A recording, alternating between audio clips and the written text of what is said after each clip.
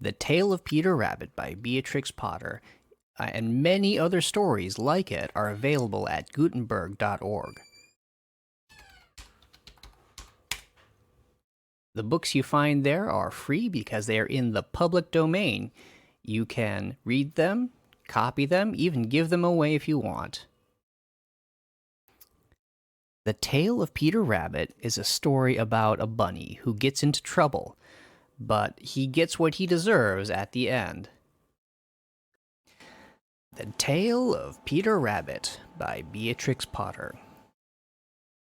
Once upon a time, there were 4 little rabbits, and their names were Flopsy, Mopsy, Cottontail, and Peter. They lived with their mother in a sandbank underneath the root of a very big fir tree. "Now, my dears," said old Mrs. Rabbit one morning, "you may go into the fields or down the lane, but don't go into Mr. McGregor's garden. Your father had an accident there. He was put in a pie by Mrs. McGregor. Now run along, and don't get into mischief. I am going out." Then old Mrs. Rabbit took a basket and her umbrella and went through the woods to the baker's. She bought a loaf of brown bread and 5 currant buns. Flopsy, Mopsy, and Cottontail, who were good little bunnies, went down the lane to gather blackberries. But Peter, who was very naughty, ran straight away to Mr. McGregor's garden and squeezed under the gate. First, he ate some lettuces and some French beans, and then he ate some radishes.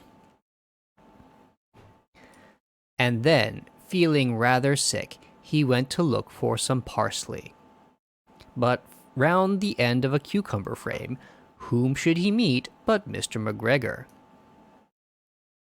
Mr. McGregor was on his hands and knees planting out young cabbages, but he jumped up and ran after Peter, waving a rake and calling out, "Stop, thief!" Peter was most dreadfully frightened. He rushed all over the garden, for he had forgotten the way back to the gate. He lost one of his shoes among the cabbages, and the other shoe amongst the potatoes. After losing them, he ran on 4 legs and went faster, so that I think he might have got away altogether if he had not unfortunately run into a gooseberry net and got caught by the large buttons on his jacket. It was a blue jacket with brass buttons, quite new. Peter gave himself up for lost and shed big tears, but his sobs were overheard by some friendly sparrows, who flew to him in great excitement and implored him to exert himself. Mr. McGregor came up with a sieve, which he intended to pop on top of Peter, but Peter wriggled out just in time, leaving his jacket behind him, and rushed into the tool shed and jumped into a can. It would have been a beautiful thing to hide in if it had not had so much water in it. Mr. McGregor was quite sure that Peter was somewhere in the tool shed, perhaps hidden underneath a flower pot. He began to turn them over carefully, looking under each. Presently, Peter sneezed. Kerchoo! Mr. McGregor was after him in no time, and tried to put his foot upon Peter, who jumped out of a window, upsetting 3 plants. The window was too small for Mr. McGregor, and he was tired of running after Peter. He went back to his work. Peter sat down to rest. He was out of breath and trembling with fright, and he had not the least idea which way to go. Also, he was very damp with sitting in that can. After a time, he began to wander about, going lippity-lippity, not very fast, and looking all around. He found a door in a wall, but it was locked, and there was no room for a fat little rabbit to squeeze underneath. An old mouse was running in and out over the stone doorstep, carrying peas and beans to her family in the wood. Peter asked her the way to the gate, but she had such a large pea in her mouth that she could not answer. She only shook her head at him. Peter began to cry. Then he tried to find his way straight across the garden, but he became more and more puzzled. Presently he came to a pond where Mr. McGregor filled his water cans. A white cat was staring at some goldfish, and she sat very, very still. But now and then the tip of her tail twitched as if it were alive. Peter thought it best to go away without speaking to her. He had heard about cats from his cousin, little Benjamin Bunny.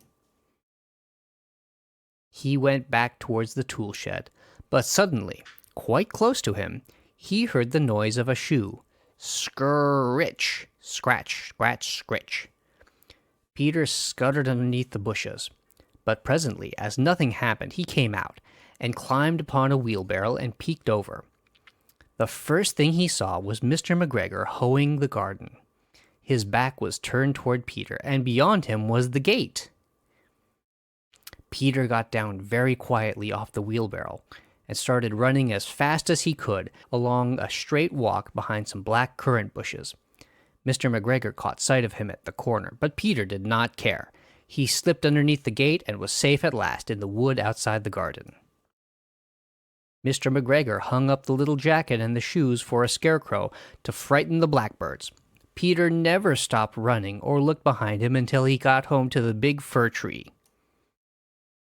He was so tired that he flopped down upon the nice soft sand on the floor of the rabbit hole and shut his eyes. His mother was busy cooking.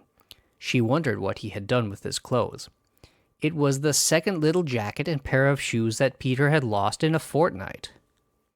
I am sorry to say that Peter was not very well during the evening.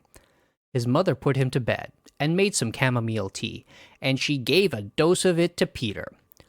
1 tablespoon to be taken at bedtime. But Flopsy, Mopsy, and Cottontail had bread and milk and blackberries for supper. The end.